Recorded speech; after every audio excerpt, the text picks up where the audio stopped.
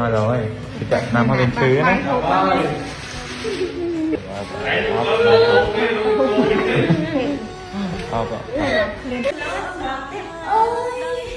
còn tí cho ôn bằng hai bảy quay ôn còn tí còn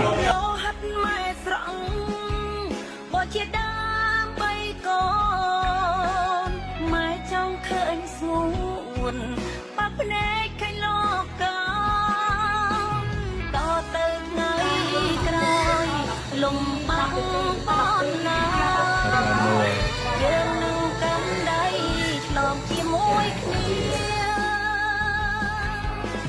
ไม้รำปัญจารำบนคายนักไหล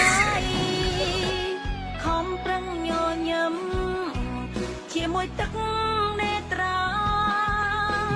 ให้สั่งหมดชื่อจับไม่มันคลาดลอยนาไม่จงปรับทาไม่สลันโกไม่จงปรับทาไม่สลันโก